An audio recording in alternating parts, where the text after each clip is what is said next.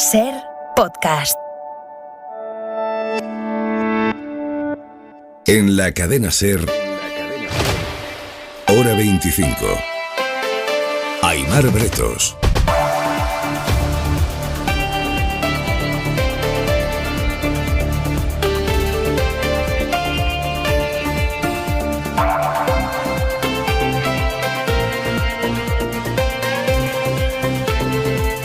It is important that violence ends and that human rights are respected. La OTAN acaba de pedir que se detenga la violencia en Kazajistán. Son palabras del secretario general de la Alianza, Stoltenberg, y también la ONU acaba de pedirle al presidente del país que respete los derechos humanos después de que haya dado orden de disparar a matar contra los manifestantes. Ya son 26 los activistas muertos por los disparos de las fuerzas de seguridad.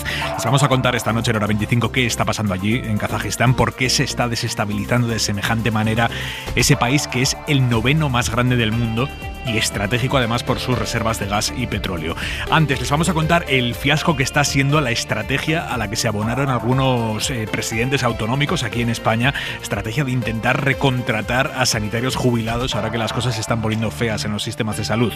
Y a la espera de que Sanidad, el Ministerio, publique de un momento a otro, suponemos, los datos de cómo avanza la eclosión de contagios, María Neira, la directora de Salud Pública de la Organización Mundial de la Salud, ha advertido esta mañana en Hoy por Hoy de que el pico máximo de contagios está todavía por llegar, con lo que eso supone para el impacto en los centros médicos. Es, desde el punto de vista epidemiológico y con el número tan explosivo de casos que tenemos, es decir, esa transmisión tan rápida, es posible que el pico se alcance efectivamente en las próximas semanas. Yo no me atrevo a pronosticar, diría tal vez un par de semanas, pero es cierto también que después del pico todavía vamos a ver importantes repercusiones en el sistema sanitario, en atención primaria y en los hospitales. Hay media Hora 25 Deportes. Jesús Gallego, buenas tardes. Buenas tardes. Movimientos en el mercado de fichajes. El Barça ha cedido a Coutinho al Aston Villa. El Atlético de Madrid anuncia el traspaso de Trippier al Newcastle. Sorteo de octavos de final de la Copa del Rey de Fútbol. El gran enfrentamiento Betis-Sevilla, que se jugará el sábado 15 en el Villamarín. Y a esta hora, el número 1 del tenis mundial, Djokovic, sigue aislado en un hotel de Melbourne. El próximo lunes, una vista judicial decidirá si puede entrar en Australia o si tiene que regresar a Serbia. El tiempo para este fin de semana, Jordi Carbó, buenas. Buenas tardes. El fin de semana se va a reforzar el viento del norte. Esto va a hacer que la lluvia afecte con más intensidad y persistencia a Galicia, el Cantábrico, también los Pirineos, de manera más intermitente a la Ibérica, así como a Castilla y León, cota de nieve por encima de los 1.200 metros. Y en el resto del país el viento va a hacer que aumente la sensación de frío, a pesar de que van a subir un poco las temperaturas, especialmente las máximas. Y en general, en la mayor parte del país podremos disfrutar de muchas horas de sol. Las nubes que se vean no serán destacables. Gracias, Carbo. Empieza Hora 25.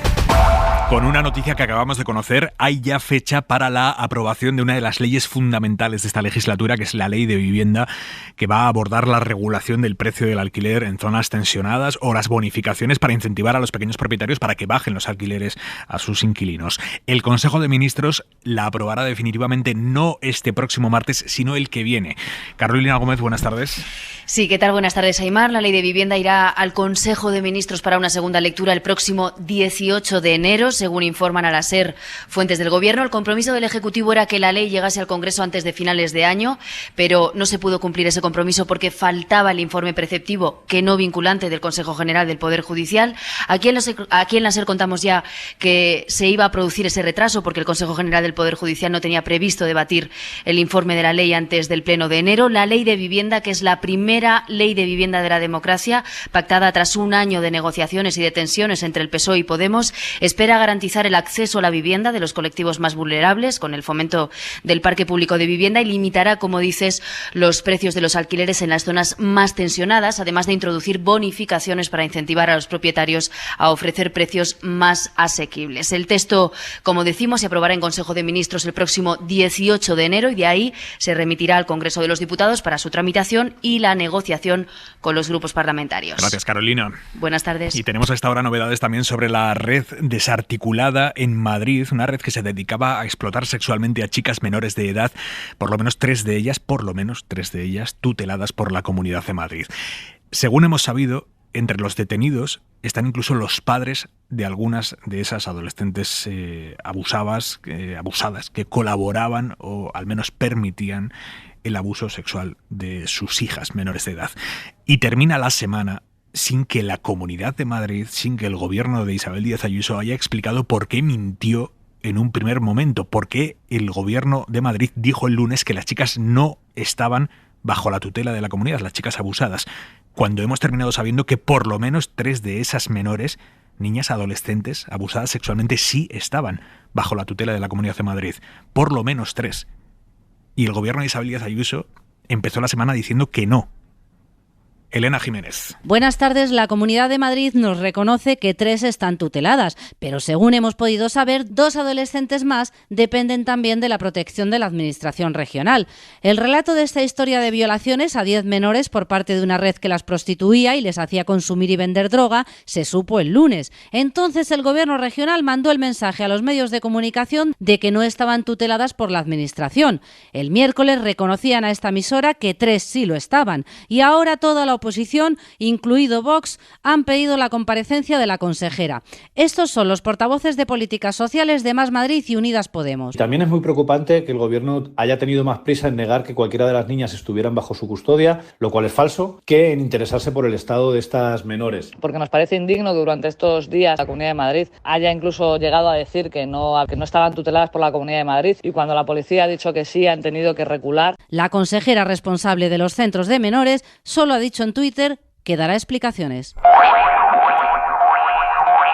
Les estamos dando hoy datos que evidencian que la medida que anunciaron varias comunidades autónomas de incorporar a sanitarios jubilados ante las crecientes bajas laborales de médicos y enfermeras contagiados por COVID no está funcionando. Esa medida no está funcionando, o al menos no como se esperaba. Y Andalucía es el ejemplo más clamoroso de ello. Solo un jubilado, se ha incorporado al sistema en esa comunidad, la comunidad más poblada de España. Solo un jubilado se ha incorporado al sistema sanitario, sistema del que el gobierno de Moreno despidió hace 2 meses a 8.000 sanitarios. Echaron a la calle a 8.000 sanitarios, ahora están pidiendo jubilados voluntarios y solo hay uno. Teresa Rubio, buenas tardes. ¿Qué tal? Buenas tardes. Sí, el de Andalucía es el caso más llamativo, con una única contratación, aunque en Baleares solo han sido 2 y 5 en La Rioja. La que más ha incorporado es Galicia, 86 médicos y enfermeras jubiladas, a pesar de que Feijóo mostró su escepticismo con la medida cuando se aprobó hace 15 días en la conferencia de presidentes. Asturias se ha reforzado con 33 enfermeras y 5 médicos y Euskadi con una 30. Otras comunidades como la valenciana no van a recurrir a esta posibilidad precisamente porque han prorrogado el contrato a 6.000 profesionales. También Madrid ha prorrogado los contratos COVID. Aún así, hace unos días publicó la orden respectiva para incorporar personal jubilado, por ahora sin éxito. A punto de que los niños vuelvan a clase el lunes que viene, hoy la Comisión de Salud Pública ha recomendado que para aplicar la cuarentena de un aula entera, para mandar a una clase entera a su casa de cuarentena, tenga que haber por lo menos 5 positivos. Si son 4 o menos, se considerarán casos esporádicos y no se plantea el aislamiento. Lo que no saben todavía las comunidades es cuántos profesores van a faltar a partir del lunes por estar aislados, lo que complica tremendamente la vuelta a las aulas, Teresa. Sí, la magnitud de ese problema no la veremos hasta el lunes, primer día de flexibilización de las cuarentenas en los colegios para garantizar la presencialidad. Solo se va a cerrar el aula cuando en un periodo igual o inferior a 7 días haya 5 o más casos de infección activa en la clase o el brote afecte al 20% de los alumnos. Con 4 o menos afectados se considerarán casos esporádicos y no se recomienda el aislamiento. Recordamos que en estos momentos apenas el 30% de los menores de 12 años están inmunizados con una sola dosis, mientras que entre 12 y 19, los de la ESO y bachillerato, el 87% tiene la pauta completa. Sobre la importancia de las vacunas, acabamos de conocer el informe del IMSERSO esta tarde. En 2020, sin vacunas, 2020, murieron en nuestro país cerca de 26.000 mayores en las residencias. Murieron por coronavirus, cerca de 26.000. En 2021, ya con vacuna, han sido una quinta parte, 5.000. Lidia Ramón. El informe contabiliza las muertes desde el 14 de marzo de 2020, día que se decretó el estado de alarma, pero no tiene en cuenta las muertes que pudo haber en las semanas previas. Ese balance también refleja el aumento de casos ante la llegada de la variante Omicron a las residencias. En la última semana del año, del 27 de diciembre al 2 de enero, se notificaron 3.647 positivos frente a los 1.622 de la semana anterior y murieron 50 mayores frente a los 36 de la semana previa. Hora 25. Aimar Bretos. Y se cumplen hoy 2 años de la investidura de Pedro Sánchez con su gobierno de coalición de PSOE y Unidas Podemos. Llega la legislatura al Ecuador y hoy el presidente ha hecho balance en la primera reunión del Comité Federal del PSOE de este año 2022. Ha insistido Sánchez en que lo prioritario ahora para la coalición es conseguir que el Congreso convalide la reforma laboral que se pactó con patronal y sindicatos, y pide Sánchez a todas las fuerzas políticas que la aprueben. Guillermo Lerma. Buenas tardes. Un pacto entre sindicatos y empresarios que para Sánchez es un pacto de país y por eso hace un llamamiento doble a su partido para que se vuelquen a explicar y defender la reforma y a toda la oposición para que dé un respaldo unánime a la norma en su trámite en el Congreso. El acuerdo entre sindicatos y empresarios es un acuerdo que yo calificaría de país. Es un buen acuerdo para España. Y por eso desde aquí pido formalmente el apoyo de todos los grupos parlamentarios a la convalidación de la reforma laboral. Sánchez ha enumerado los argumentos por los que, según él, todas las fuerzas deberían de ceder, pero ha puesto el énfasis en la actitud del PP, preguntándose a qué intereses se debe Casado si se opone a los de los trabajadores y los empresarios. Solo le exigimos el deber constitucional, el respeto al diálogo social y un mínimo de educación y de rigor en su forma de hacer oposición. Sánchez, que en el segundo aniversario de la investidura y ante las críticas de sus socios, ha defendido que el suyo es un gobierno que cumple con los compromisos. Y dentro de ese gobierno, el ministro de Agricultura, Luis Planas, que es el responsable de la ganadería en España, ha esquivado hoy la polémica generada por el hecho de que Alberto Garzón criticara en The Guardian, en la prensa extranjera, el modelo de producción de carne en macrogranjas, diciendo que esa carne, solo esa, es de peor calidad, que se produce con animales maltratados y termina exportándose. En declaraciones a la SER en Andalucía, Luis Planas, ministro de Agricultura, no ha entrado a valorar directamente las palabras de su colega de Consejo de Ministros, sino que se ha limitado a defender al sector ganadero y a decir que las distintas administraciones tienen que trabajar para su sostenibilidad. El Gobierno de España, pero también las comunidades autónomas y los ayuntamientos en las materias de su competencia, tenemos que trabajar juntos para lograr un objetivo común, que es evidentemente el de la sostenibilidad. Sostenibilidad económica, sostenibilidad ambiental y social de nuestro sector ganadero. Quienes sí han entrado con todo en el debate de las declaraciones de Garzón son algunos varones territoriales del PSOE, sobre todo el manchego, el castellano manchego Emiliano García Paje. Lo vamos a escuchar ahora a Paje junto al asturiano Adrián Barbón y a Luis Tudanca, que es el secretario general del PSOE en Castilla y León. Cuando el diablo no tiene nada que hacer, pues mata moscas con el rabo. Si el PSOE nos deja claro que pensamos de forma muy distinta, lo peor es que nos confundan. Yo creo que esas declaraciones, cuanto menos, fueron inoportunas en el marco en el que se hicieron. Si el ministro lo que quería era plantear una reflexión sobre que la ganadería extensiva es mejor ganadería, a mí me parece un debate interesante, pero dentro, no fuera. A mí me parecen inoportunas y me parecen inconvenientes porque no se puede sembrar dudas generalizando sobre un sector que es muy importante. Yo quiero poner en valor el sector del campo, el sector de la ganadería, pero también le pediría al Partido Popular un poquito menos de hipocresía, aunque fuera un poquito menos.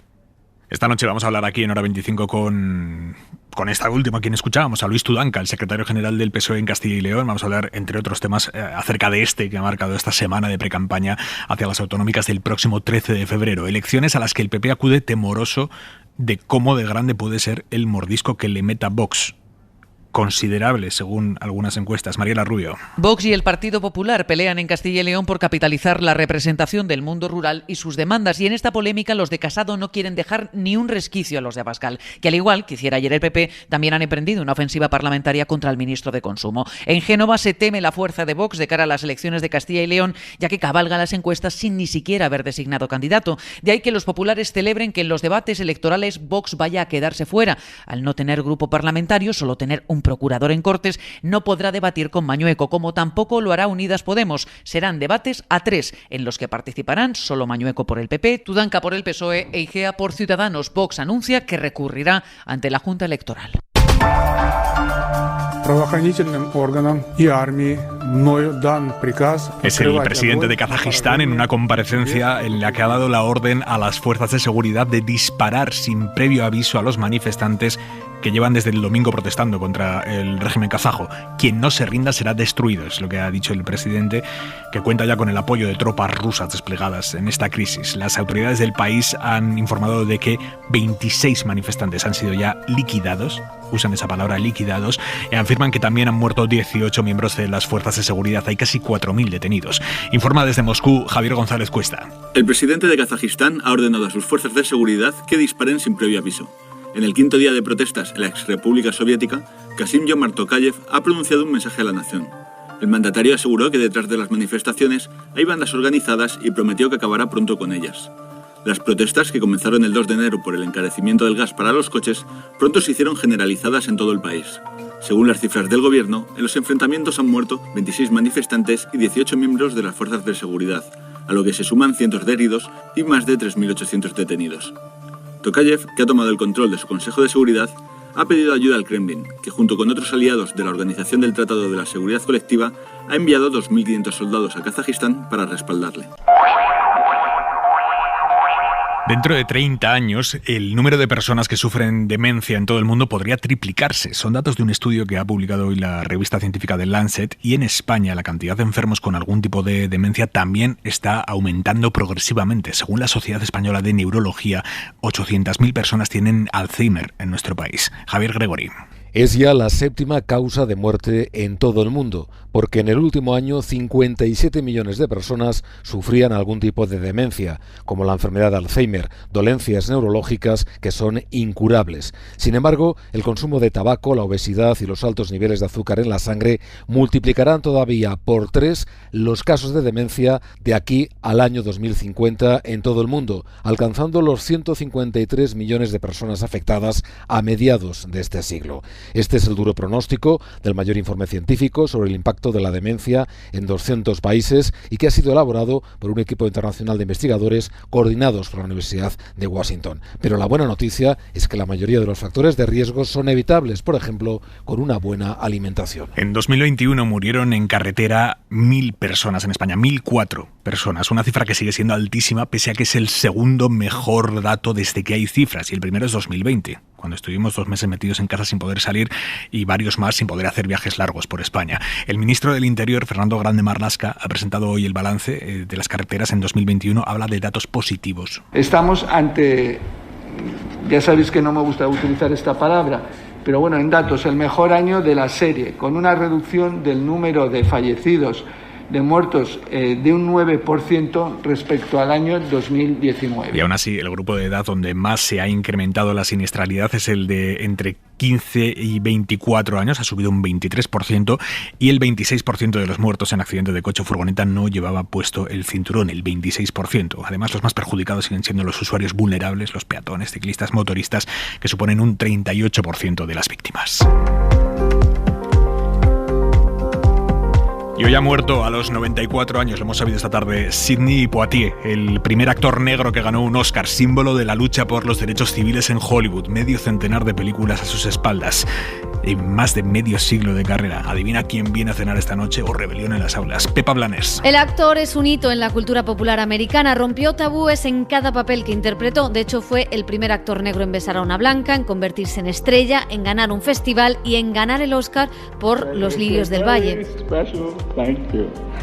Sus logros eran vistos con esperanza en un momento en que la igualdad de la comunidad afroamericana era inexistente. Fue además actor taquillero, con papeles como Rebelión en las aulas o la más famosa de sus películas, Adivina quién viene esta noche. Sus detractores le reprocharon que se dejara utilizar por el establishment blanco. Y a partir del próximo mes de febrero, en el Museo Reina Sofía de Madrid se va a poder disfrutar de una de las obras más importantes de Picasso, el cuadro titulado Cabeza de mujer joven. Está valorado en más de 20 millones de euros y la Guardia Civil lo recuperó cuando el expresidente de Bankinter, Jaime Botín, trataba de sacarlo de España sin autorización del Ministerio de Cultura, Pepa. Cabeza de una mujer joven es un cuadro de Picasso valorado en 26 millones de euros. Va a pasar a estar de un almacén a colgar en las paredes del Reina Sofía, el museo que atesora la colección estatal del pintor malagueño. Lo va a tener en febrero, coincidiendo con el centenario de la Junta de Calificación de Bienes de Patrimonio Histórico. El cuadro tiene toda una historia detrás. Fue incautado al banquero Jaime Botín, condenado a 3 años de cárcel por intentar sacar del país la obra pese a no contar con autorización del Ministerio.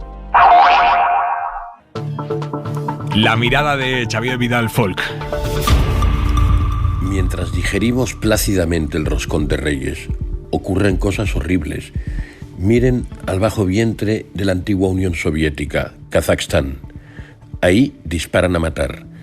El recién estrenado presidente Tokayev ha liquidado con balas de fuego real a 26 manifestantes opositores. Protestaban contra el aumento del precio del combustible, algo que nos inquieta a muchos en demasiados países. Pero su gobernante consideró que no debía negociar nada con ellos al tratarse, dijo, de criminales y asesinos. Comparemos este episodio con otro más cercano. A final de 2018 y durante gran parte del año siguiente, ¿se acuerdan?, se produjo en Francia el movimiento de los chalecos amarillos. Protestaban contra un impuesto ecológico que aumentaba el precio del gasoil, de fuerte impacto, sobre todo para la actividad agrícola. Hubo manifestaciones muy contundentes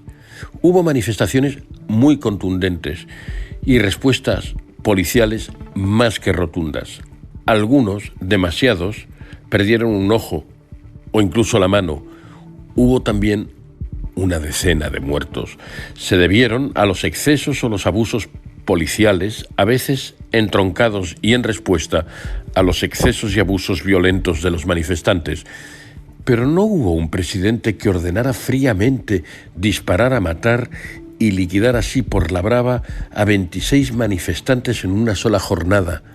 Ni hubo, como en el caso de Kazajstán, un apoyo directo, intenso, público y tangible de un país extranjero, como la Rusia de Putin, a la que el líder kazaco acaba de agradecer su camaradería.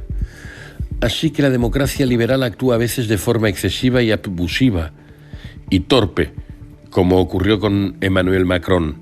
La diferencia con la autocracia iliberal es que esta es, desde el principio y por esencia, un exceso y un abuso. No es un matiz menor. Dios nos guarde de Putin y de sus amigos. Saben que pueden escuchar Hora 25 en directo o después en podcast, tanto en cadenaser.com como en todas las plataformas de podcast, en Ser Podcast, Apple, Spotify, en todas, ponen Hora 25 y le dan al botón de suscribirse. Eso, lo de darle al botón de suscribirse, hace mucho más fácil y cómoda la escucha y puntúa doble en el carnet de fidelidad de Hora 25. Cadena Ser. La radio.